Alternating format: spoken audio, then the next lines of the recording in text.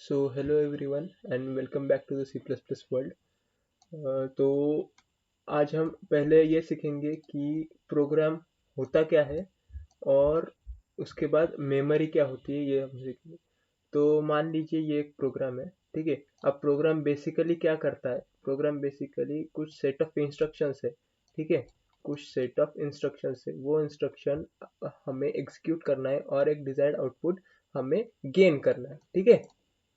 ठीक है, एक डिजायर आउटपुट हमें मिलना चाहिए। ये प्रोसेस रन होने के बाद, ये जो प्रोसेस है ये रन होने के बाद हमें एक पर्टिकुलर डिजायर्ड आउटपुट आना चाहिए। अब ये पर्टिकुलर डिजायर्ड आउटपुट अगर हमें चाहिए ना, तो इस इंस्ट्रक्शंस में ऐसा कुछ होगा जो इसको एक्वायर कर रहा है, ठीक है। तो इसे इस इंस्ट्रक्शंस को एग्जीक्यूट होने के लिए क्या लगेगा? कंप्यूटर वर्ल्ड में हम अगर कंप्यूटर चला रहे हैं तो इस इंस्ट्रक्शंस को एग्जीक्यूट होने के लिए क्या लगेगा? तो पहले लगेगी रैम में मेमोरी लगेगी, ठीक है। रैम में पहले मेमोरी लगेगी इस इंस्ट्रक्शन के लिए, कुछ बाइट्स या कुछ बिट, ठीक है। उसके बाद उस इंस्ट्रक्शन में जो कोई भी डेटा यूज हो रहा है रन टाइम में, ठीक है, तो उसके लिए भी मेमोरी लगेगी, बराबर। तो इस मेमोरी को तो इस मेमोरी को अगर अपने को एक्सेस करना है या उसे मॉडिफाई करना है, या उस अपने रैम में जो कंप्यूटर की रैम है उसमें अगर हमें मेमोरी बनानी है, या उसका अपने ऑपरेटिंग सिस्टम को बताना है कि मुझे सम पर्टिकुलर बिट और बाइट ऑफ मेमोरी चाहिए इस इंस्ट्रक्शन को एग्जीक्यूट करने के लिए, तो ये हम कैसे बताएंगे? तो हम डिक्लेयर करेंगे। क्या डिक्लेयर करेंगे? तो तो वेरिएबल डिक्लेयर करेंगे। अब वेरिएबल डिक्लेयर करने के लिए, वेरिएबल क्या होता है? वेरिएबल एक सिंपल वेरिएबल क्या होता है? तो वेरिएबल एक सिंपल लोकेशन है मेमोरी में, ठीक है। एक सिंपल लोकेशन है, मतलब अगर समझ लीजिए, मान लीजिए कि ये एक रैम है पूरी, तो अगर अपना जो डेटा है वो अगर यहाँ पे स्टोर है, ठीक है, यहाँ पे अगर अपना डेटा स्टोर है, तो ये डेटा को एक्सेस करने के लिए जो लोकेशन है, ठीक है। अब ये एक रैम के एक लोकेशन में स्टोर रहेगा ए, ठीक है। अगर इसे हमें रिट्राइव करना है या इसे हमें रीड करना है, तो इसको एक एड्रेस मिलेगा, ठीक है। एड्रेस मिलेगा कि हाँ, इधर इस एड्रेस पे अगर आप जाओगे तो आपको ये ए मिलेगा, ठीक है।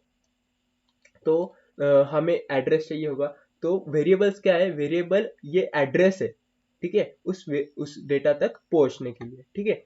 तो फिर सेकेंडली सेकेंडली अब ये जो एड्रेस है इसे अब बता नहीं, अब हमें ऑपरेटिंग सिस्टम को पहले बताना पड़ेगा कि कितनी बाइट ऑफ और बिट ऑफ मेमोरी आपको चाहिए, उस प्रोग्राम को चाहिए एग्जीक्यूट होने के लिए, ठीक है, उस डेटा को हैंडल करने के लिए, मानो, ठीक है। तो अगर इस इंस्ट्रक्शन को मान लीजिए 2 बिट ऑफ मेमोरी लग रही है क्या, तो हमें ऑपरेटिंग सिस्टम को पहले बताना पड़ेगा कि हाँ, इस इंस्ट्रक्शन को डेटा स्टोर करने के लिए 2 बाइट एलोकेट कीजिए, ठीक है, 2 बाइट एलोकेट कीजिए। तो ये कैसे बताएंगे हम प्रोग्राम से, सी प्लस प्लस के प्रोग्राम से। तो इसके लिए सी सी प्रोग्रामिंग में एक कंसेप्ट आता है डेटा टाइप्स, ठीक है। एक कंसेप्ट आता है डेटा टाइप्स, ठीक है। ये डेटा टाइप्स क्या है?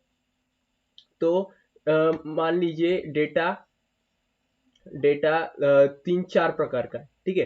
पहला कौन सा? तो कैरेक्टर, ठीक है। कैरेक्टर, अब कैरेक्टर मतलब क्या?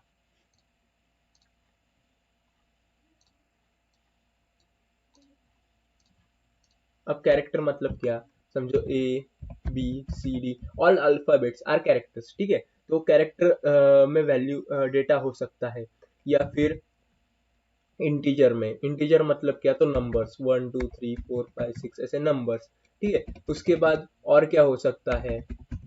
उसके बाद और कौन से फॉर्मेट में डेटा रिप्रेजेंट हम कर सकते हैं? तो फ्लोटिंग में। अब फ्लोटिंग मतलब क्या है? तो डेसिमल वैल्यू मतलब क्या है? 12.23, ठीक है, या फिर 32.45, ठीक है। तो ये क्या हो गया? Floating value. और डबल, अब ये डबल मतलब क्या? तो फ्लोटिंग ये जो फ्लोटिंग वैल्यू है, ठीक है, ये जो फ्लोटिंग वैल्यू है, इसका जो डेसिमल पॉइंट है ये 0 में है, ठीक है। तो ये डेसिमल अगर ऐसा होगा 0.333333 इतना बड़ा होगा। और वो ये इतना बड़ा, ये डेसिमल के बाद के जो नंबर है ये स्टोर करने के लिए higher higher level of bits लगेंगे, बराबर।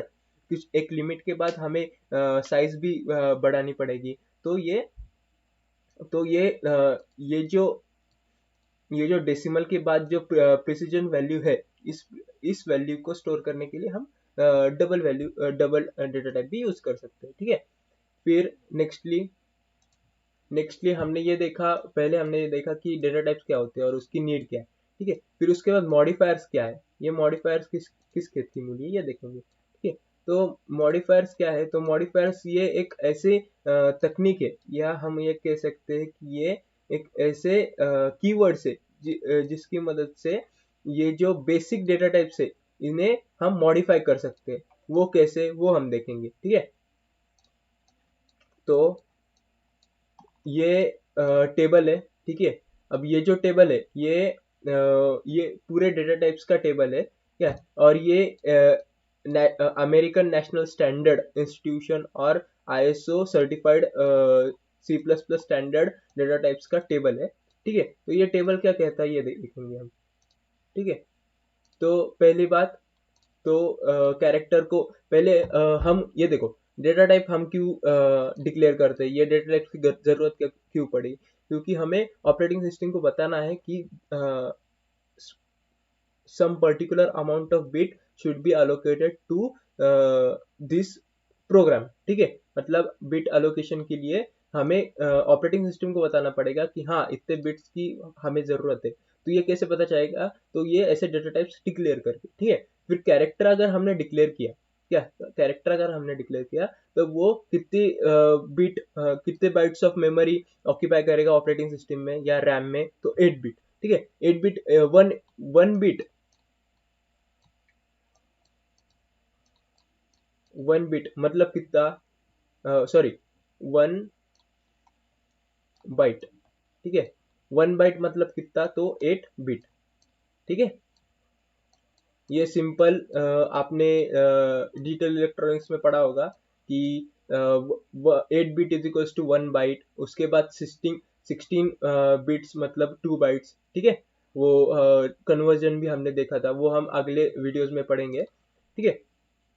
तो कैरेक्टर, तो कैरेक्टर का देखेंगे। अब कैरेक्टर मतलब क्या, तो कैरेक्टर एक ऐसा डाटा टाइप है जो क्या स्टोर करेगा, वो एक 8 बिट साइज की मेमोरी एलोकेशन बनाएगा। मतलब मेमोरी एलोकेशन क्या, मतलब अगर ये रैम है पूरा, ठीक है, ये अगर रैम है तो इसमें इस रैम में ये जो ब्लॉक होगा ये 8 बिट का वो अपने लिए हर 8 बिट का वो 8 बाइट का अपने लिए रिजर्व कर लेगा। अब 8 बाइट का मतलब क्या, तो ये जो ब्लॉक है इसके इसको अगर हमने एक्सपांड किया तो ऐसे छोटे छोटे ब्लॉक्स एक एक बिट के वहां अलोकेट होंगे, ऐसे 1 बिट के 1 बिट, ठीक है।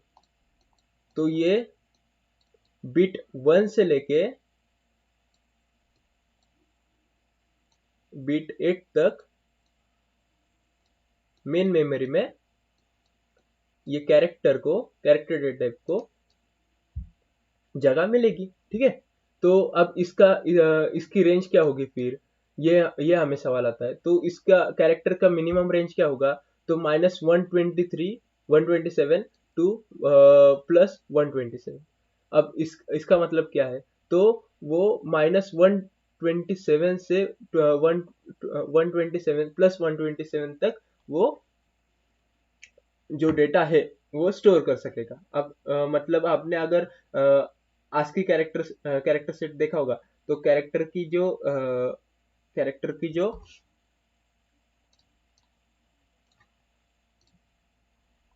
कैरेक्टर मतलब ए से जेड से लेके 8 से लेके जेड तक, और अपर केस ए से लेके जेड तक, अपर केस जेड तक, ये सारे कैरेक्टर्स जो है, ये सारे कैरेक्टर वन -127 से +127 तक आते हैं ASCII वैल्यू में। तो वो इंटरनली उसको हैंडल करने के लिए ये मिनिमम रेंज दी हुई है, ठीक है। फिर उसके बाद अनसाइंड कैरेक्टर। ये देखिए अनसाइंड, अनसाइंड क्या है, मॉडिफायर है। मॉडिफायर किसको लगाया है, कैरेक्टर को लगाया है।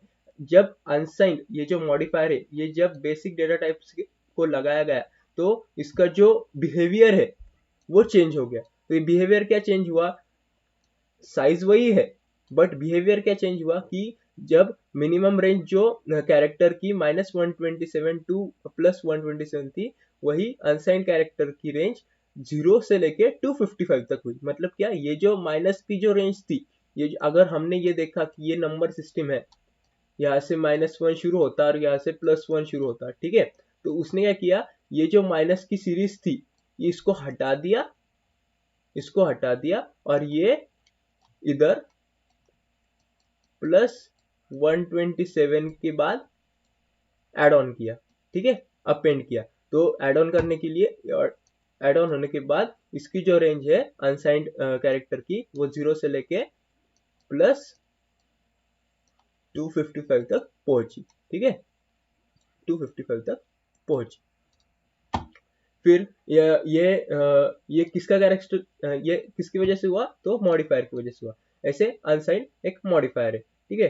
फिर उसके बाद और मॉडिफायर कौन से, तो हमने देखा था कि साइंड एक मॉडिफायर है, अनसाइंड है, लॉन्ग है और शॉर्ट है, ठीक है।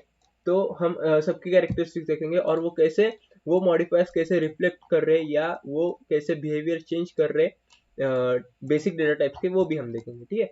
तो ये हो गया अनसाइंड कैरेक्टर। उसके बाद साइन कैरेक्टर। अब साइन कैरेक्टर्स में क्या हुआ, साइन कैर, ठीक है। ये साइन कैर में क्या हुआ कि ये जब साइन कैर मॉडिफायर लगा तो वो सिमिलर कैसे बिहेव हुआ, एज नॉर्मल एज कैरेक्टर, ठीक है, कैरेक्टर डेटा टाइप वैसा ही साइन कैरेक्टर बिहेवियर, ठीक है। उसका भी साइज है 8 बिट। उसके बाद आया इंटीजर। इंटीजर क्या है, बेसिक डेटा टाइप है, ठीक है। इंटीजर क्या स्टोर करता है, तो नंबर स्टोर करता है। अब इसमें फर्क है, ठीक है। यहाँ पे अगर तुम देख सकते हो typical size in bits, typical size in bits, तो इसमें यहाँ पे इंट के लिए 16 और 32 ऐसे दिखा है। अब ये 16 और 32 मतलब क्या, तो जब जब ऑपरेटिंग सिस्टम 62 बिट्स पे वर्क करती है, जब ऑपरेटिंग सिस्टम 62, तो जब ऑपरेटिंग सिस्टम 62 बिट पे सॉरी 16 बिट पे वर्क करती है, तब जो इंटीजर का जो मेमोरी ऑक्यूपाइंग कैपेसिटी है वो 16 बिट हो जाती है। और अगर इंटीजर अगर 32 बिट एनवायरनमेंट में अगर डिक्लेयर होता है तो वो रैम में 32 बिट मेमोरी ऑक्यूपाई करता है, ठीक है। अब ये 16 बिट ऑपरेटिंग सिस्टम मतलब कौन सी, तो डॉस विंडोज हो गई, डॉस ऑपरेटिंग सिस्टम फर्स्ट, सबसे पहली ऑपरेटिंग सिस्टम डॉस, विंडोज की डॉस ऑपरेटिंग सिस्टम, वो 16 बिट एड्रेसिंग पे चलती थी। उसके बाद और दूसरा एग्जांपल बोले तो विंडोज 3.1, विंडोज 3.1 भी 16 बिट मेमोरी एड्रेसिंग पे चलता था। और 32 बिट एनवायरनमेंट बोले तो विंडोज 2000 जो था, जो रिलीज किया था विंडोज ने, तो वो पहला 32 बिट वर्किंग एनवायरनमेंट था, इसलिए इंटीजर 32 बिट स्टोर करता। अब 16 बिट मतलब क्या, तो अगर आप कभी ने जो है टर्बोसी देखा होगा, ठीक है, टर्बोसी, आई थिंक सो आपने कभी सी का प्रोग्राम अगर किया होगा तो आपने देखा होगा कि डॉस में डॉस मतलब टर्बोसी हम बोलते हैं उसे, डॉस कह सकते हैं हम, ठीक है। तो डॉस में integer 2 bytes of memory occupy करता था। और अगर किसी ने डेव सी प्लस प्लस में वर्क किया होगा या कोड ब्लॉक्स में वर्क किया होगा या मिंजी डब्ल्यू कंपाइलर्स में वर्क किया होगा, मिंजी डब्ल्यू कंपाइलर्स में अगर वर्क किया होगा तो मिंजी डब्ल्यू कंपाइलर जो है वो 32 बिट एड्रेसिंग पे चलता है, एनवायरनमेंट पे चलता है। उसको उस तरह से डिजाइन किया था जिसे हम जीसीसी कहते हैं, ठीक है, जीसीसी। तो वो 14 बिट एड्रेसेस पे 14 बाइट वो मेमोरी ऑक्यूपाई करेगा इंट के लिए, ठीक है। वो हम यहाँ पे कैलकुलेट भी कर सकते हैं, जैसे कि यहाँ हो गया, इन्होंने बोला है कि 16 बिट मतलब क्या, 16 बिट, ठीक है, मैं यहाँ पर कर रहा 16 बिट। अब हमें पता है कि 8 बिट, मैं टेक्स्ट ले लेता हूँ, 8 बिट इक्वल्स 1 बाइट, ठीक है। तो वैसे ही 16 बिट क्या हुए,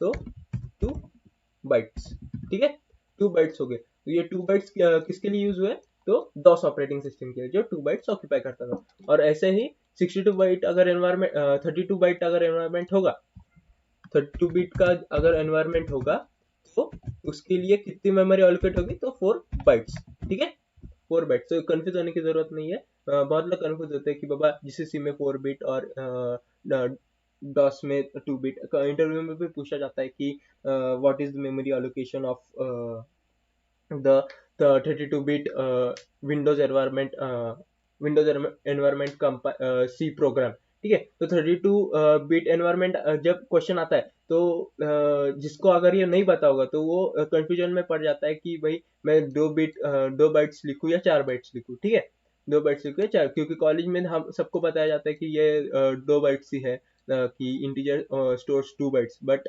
ऐसा नहीं है। इसका रीजन 2 बाइट्स भी हो सकता है और 4 बाइट्स भी, एज पर द एनवायरमेंट, जो एनवायरमेंट यूज हो रहा है, ठीक है।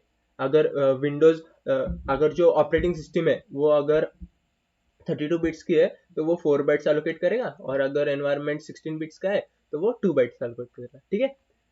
उसके बाद ये हो गया, ये हो गया इंटीजर का। तो वैसे ही अनसाइंड, ठीक है, अनसाइंड। अब अनसाइंड क्या है, एक मॉडिफायर है, ठीक है, एक मॉडिफायर है जो किसको लगाया हुआ है, तो बेसिक डेटा टाइप को कहा इंटीजर, इंट, ठीक है। तो इंट वैसा ही 16 बिट और 32 बिट एज पर एनवायरमेंट, और इसकी अगर रेंज देखें हम, तो वो 0 से 65535 तक जाती है। और हमने इंट का देखा नहीं, इंट का जो रेंज है, मिनिमम रेंज, वो -32,767 से लेके +32,767 तक जाती है, ठीक है, जाती है। जैसे हमने कैरेक्टर की रेंज देखी थी, वैसे ही इंटीजर की भी कंसिडर होती है, ठीक है। वैसे ही अनसाइंड इंट का अगर देखे हम, तो वो वैसे ही जो जैसे हमने कैरेक्टर की नंबर लाइन देखी थी ये, ठीक है, कि ये कैसे अनसाइंड ने हाँ, अनसाइंड ने जैसे कन्वर्ट किया था 0 से +255, वैसे ही अनसाइंड इंटीजर में भी वैसे ही हो रहा है, प्लस 0 से लेके 65535 तक, ठीक है। अब ये अनसाइंड इंट जो है, ये इंटरनली बाय डिफॉल्ट क्या बोलेंगे अपन, कंपाइलर ये एड्रेसिंग यूज करता है, ठीक है, मेमोरी एलोकेशन के लिए। इसमें किसमें, डॉस में, ठीक है, डॉस में ये यूज होता है, ये ध्यान में रखिए, ठीक है। उसके बाद साइंड इंट। अब ये साइंड इंट क्या है, साइंड क्या है, एक मॉडिफायर है, और इंट एक बेसिक डेटा टाइप है। तो इसका भी जो बाइट है वो 16 और 32 बिट का एज पर द एनवायरमेंट, और सेम एज इंट। इंट मतलब क्या, ये माइनस ये जो रेंज है, ये सेम एज इंटीजर जैसे रहेगा, ठीक है। फिर उसके बाद शॉर्ट, शॉर्ट इंट। अब ये फिर से देखिए, शॉर्ट इंट। अब ये शॉर्ट क्या है, एक मॉडिफायर है जो मॉडिफाई कर रहा इंट बेसिक डेटा टाइप को। अब इसमें शॉर्ट पर्टिकुलरली 16 बिट ही मेमोरी ऑक्यूपाई करेगा, और इसकी रेंज यही रहेगी, ठीक है, -32, मतलब एज पर base base data type integer range, ठीक है। फिर unsigned short int, unsigned short int. अब इसमें अनसाइंड शॉर्ट, ये दोनों एक मॉडिफायर है, अनसाइंड शॉर्ट, ये दो मॉडिफायर एक बेस डेटा टाइप को यूज हुआ है। इसकी भी मेमोरी एलोकेशन 16 बिट ही है, और इसको इसकी जो रेंज है वो 0 से लेके 65535 तक है, मतलब as compare to unsigned integer only, ठीक है। मतलब शॉर्ट का इसमें कुछ रोल आया नहीं है, ठीक है। उसके बाद unsigned short int, unsigned short int, ये भी शॉर्ट, अनसाइंड और शॉर्ट ये दोनों एक मॉडिफायर है, और वो किसको लागू हुआ है, तो इंट को, ठीक है। उसका बिहेवियर इंट का चेंज कर रहे हैं, क्या वो 16 बिट है, और वो same as short int. Short int मतलब ये, ठीक है, एज मतलब शॉर्ट इंट, और शॉर्ट इंट मतलब यही हो गया रेंज की जो बेसिक इंट का है, ठीक है। फिर उसके बाद लॉन्ग इंट। अब लॉन्ग इंट, और लॉन्ग इंट में भी ये जो लॉन्ग है ये एक मॉडिफायर है और ये बिहेवियर चेंज कर रहा किसका, इंटीजर का। ठीक है, तो ये कितने बिट स्टोर करता, तो ये 32 बिट स्टोर करता है। अब 32 बिट अगर वो ये स्टोर कर रहा तो मतलब इसकी जो रेंज है वो हायर हो रही, कहाँ से लेके -2147483675 टू 2147483647 तक। ठीक है, मतलब इसकी रेंज बढ़ गई। ठीक है, लॉन्ग मॉडिफायर जब हमने इंटीजर के साथ यूज किया तो ये रेंज बढ़ गई है हमारी। वैसे ही साइन का भी आप देख लीजिएगा। ठीक है, वैसे ही साइन का देख लिए, साइन लॉन्ग इंट भी देख सकते हैं और अनसाइंड लॉन्ग इंट भी आप समझ सकते हैं। ठीक है, जैसे हमने ऊपर समझा। उसके बाद हो गया फ्लोट। अब फ्लोट 32 बिट मेमोरी ऑक्यूपाई करता है, 32 बिट मेमोरी ऑक्यूपाई होता है और उसकी रेंज क्या है, 6 डिजिट ऑफ प्रिसीजन। अब 6 डिजिट ऑफ प्रिसीजन मतलब क्या, तो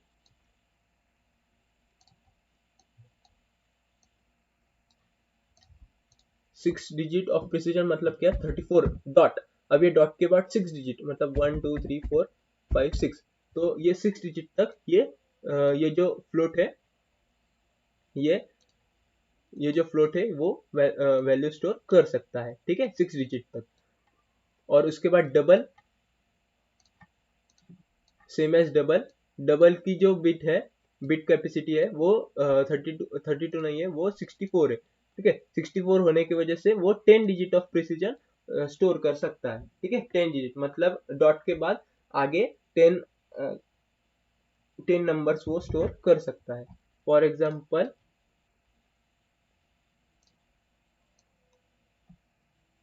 मैं इरेज कर लेता हूँ।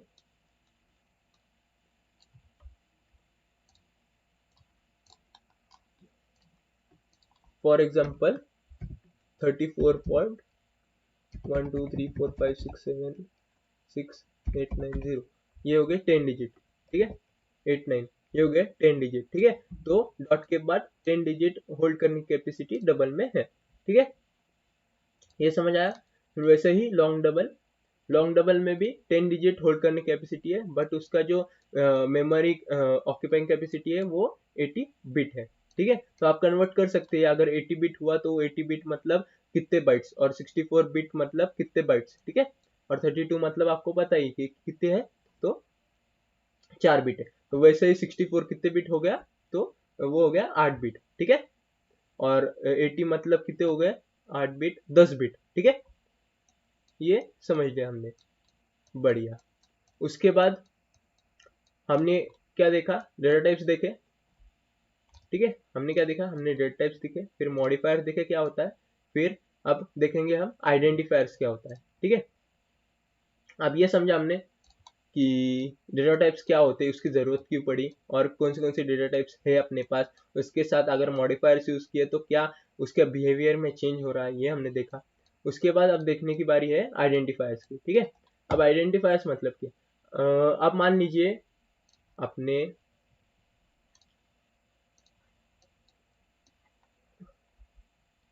अपने कैरेक्टर का 8 बिट स्टोरेज मांग लिया। ठीक है, 8 बिट स्टोरेज ऑपरेटिंग सिस्टम से मान लिया कि यार मुझे 8 बिट का स्टोरेज चाहिए, ऑपरेटिंग सिस्टम में मुझे ऑपरेशन परफॉर्म करना है या मुझे डेटा रिट्राइव या स्टोर करना है। ठीक है, तो ऑपरेटिंग सिस्टम ने तो आपको दे दिया। ठीक है, ऑपरेटिंग सिस्टम ने तो आपको 8 बिट एलोकेट करके दे दिया। अब इस 8 बिट को अपने को यूज भी करना पड़ेगा ना यार, अगर आप अपन मांग रहे हैं तो अपने को यूज तो करना पड़ेगा। तो ये यूज करने के लिए हमें क्या चाहिए, तो इसे एक्सेस करना चाहिए। ठीक है, इसको एक्सेसिंग कोई तो भी एक ब्रिज बनाना पड़ेगा। ठीक है, एक्सेसिंग का ब्रिज बनाना पड़ेगा जिससे कम्युनिकेशन होगा इस एड्रेस के साथ, बराबर। मतलब कौन सा तो भी एक क्या बोलते हैं, एक एजेंट लगेगा अपने को, क्या लगेगा, एक एजेंट लगेगा। एजेंट का स्पेलिंग था,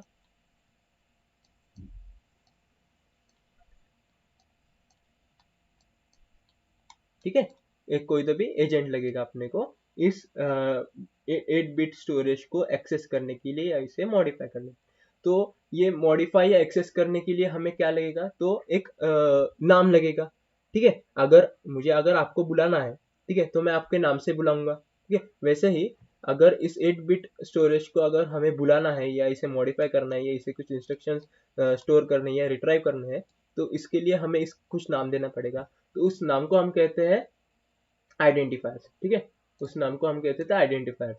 तो आइडेंटिफायर्स के कुछ रूल्स है। आइडेंटिफायर्स अगर हमें इस जो ये जो ब्लॉक है, ये जो 8 बिट का ब्लॉक है, इसका अगर हमें नामकरण करना है तो इसके कुछ सेट ऑफ रूल्स है। अब ये सेट ऑफ रूल्स क्या है?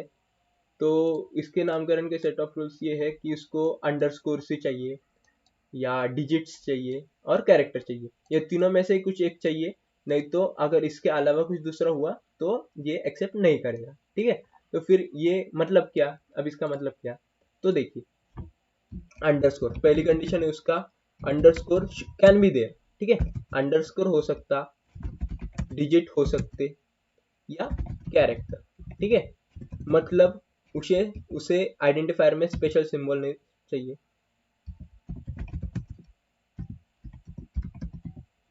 इसे स्पेशल सिंबल नहीं चाहिए। ठीक है, कुछ स्पेशल सिंबल नहीं चाहिए उसके आइडेंटिफायर में। बड़ा ही हरामी है। ठीक है, तो अब ये अगर कंडीशन अगर हम देखा कि उसे अंडरस्कोर, डिजिट या कैरेक्टर चाहिए, तो कुछ करेक्ट और अनकरेक्ट मॉडिफायर्स के कुछ एग्जांपल्स निकल के आते हैं। अब वो कौन से हो सकते हैं तो वो हम देखेंगे।